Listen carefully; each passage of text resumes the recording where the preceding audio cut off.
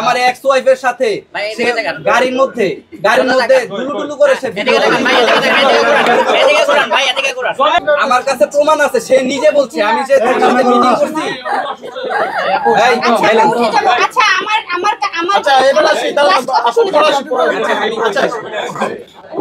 আমি বলি শুনেন, হিরো আমাকে নিজে ডাকছে, নিজে ডাইকা বলছে কাজের কথা যে এরকম এখন এটা তো আমি জানি না, এখানে তো আমার কোনো দোষ নাই, তাই না? এখন সে সুযোগ নিয়ে আমার এক্স ওয়াইফের কাছে, সে কালকে রাতে সারা রাত মনে হয় তার সাথে ছিল, গাড়িতে একসাথে ছিল। আমার কথা বুঝছেন?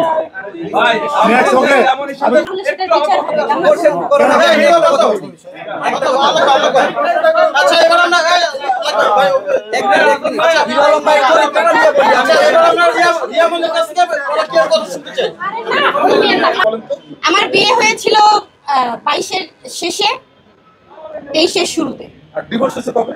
ডিভোর্স তো আমি তো তাকে ডিভোর্স করিনি, এখন সে আমাকে তালাক দিয়েছে মুখে বলছে, বাট আমি এখনো কোনো কাগজ পাইনি। সম্মেলন করেছে, সেখানে ওনার এক্স ওয়াইফ বলেছে আমি নাকি ওনার সংসারে গিয়ে এর সাথে বাসায় থেকেছি। এইটা প্রমাণ করতে হবে সবাইকে। যদি সে তার মতো মনে করে, ওই মেয়েটার মতো যদি সবাইকে মনে করে, তার এক্স হাজবেন্ডই বলছে তার বাজে ভিডিও আছে তার কাছে, এরকম মেয়ের মুখ থেকে এই কথাই বের হতে পারে যে আমার বাসা নেই, আমি কেন এর বাসায় গিয়ে থাকতে যাব? কেন আমি তার বাসায় থাকতে যাব? আমার কি বাসা নেই? এই মেয়েটা আমার বিরুদ্ধে অপপ্রচার করেছে এবং আমি ওনার বিরুদ্ধে আইনগত ব্যবস্থা অলরেডি নিয়েছি। আমার ওয়াইফের চরিত্র আমাদের এলাকায় যান, বুঝতে পারবেন। আমার কথা বুঝছেন? আমরা কো-আর্টিস্ট, আমরা কাজ করেছি, আমরা এক বাসায় থাকার প্রশ্ন আসে কিভাবে? এত বড় কথা কিভাবে বলে একটা মেয়ে আর একটা মেয়েকে? এত বড় অপবাদ কিভাবে দিল সে? আলম বলেছে যে যখন আপনাদের ভিডিও করবেন, আপনাদের কথাবার্তা হয়েছে, আলমের বাবা যখন হসপিটালে, তখন আলম বলেছে আপনাকে এবং ভাইয়াকে বলেছে ভিডিও করা লাগবে না। তারপরেও তার কথা ওভারটেক করে আপনাকে লাইভ করছিলেন। একটা শুনেন, আলমের সাথে তখন কিন্তু আমার তুমুল ঝগড়া, তার পরকিয়া নিয়ে, আলমের পরকিয়া নিয়ে আলমের সাথে আমার তুমুল ঝগড়া। তখন আমি কাজ করব, তার কাছ থেকে কি অনুমতি নিব? তার সাথে তো আমার ঝগড়া। আর বাবা বলেছে সেটা আপনি কিছু মনে হয় আপনি ডিভোর্স কখন হয়? ঝগড়া থেকে শুরু হয়েই ডিভোর্স হয়। আচ্ছা, এই দাও স্বামী, সে আমার দ্বিতীয় স্বামী। আপনি প্রমাণ দেন, আপনি আত্মাজি আমার থেকে ক্যামেরা ধরে উল্টা প্রশ্ন করেন। আমি বলি এটা শেষ করি, আর কোনো প্রশ্ন আছে আপনার? দ্বিতীয় বিয়ে, আপনার দ্বিতীয় বিয়ে, ওনারও দ্বিতীয় বিয়ে। না না, উনি ফার্স্ট বিয়ে। আমি আনলেই ছেলে, আমি একটা ভাই আপনারা কিভাবে বলেন যে তৃতীয় বিয়ে হবে? স্টিল নাও আমি এখনো হিরো আলমের ওয়াইফ।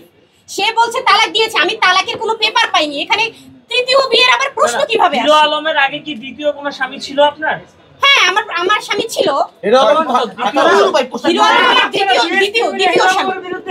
হিরো আলম অভিযোগ করেছে হিরো আলমের আগে আপনার দুইটা স্বামী ছিল, এবং সেটা এখন আমি বলি হিরো আলম আমার আগে 100টা বিয়ে করেছিল, বলি তাহলে সেটা বললে নিয়ে কথা বলতে।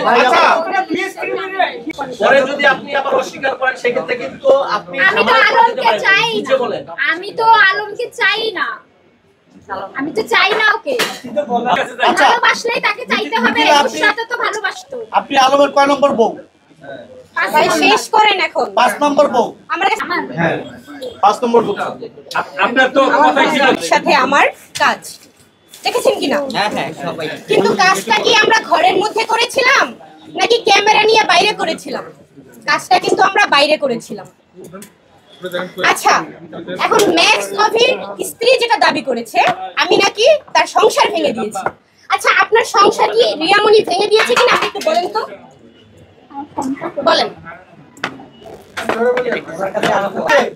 বর্তমান যুগে 101 টাকা কাবিন, এটা আপনার কেন করেছেন? আপনি একজন মাছ ব্যবসায়ী ছিলেন, আপনি একজন মাছ ব্যবসায়ী, আপনার অনেক টাকা পয়সা, আপনি 101 টাকায় কোন হিসাবে কাবিন করেছেন এবং টাকা পয়সা দাবিই নাই।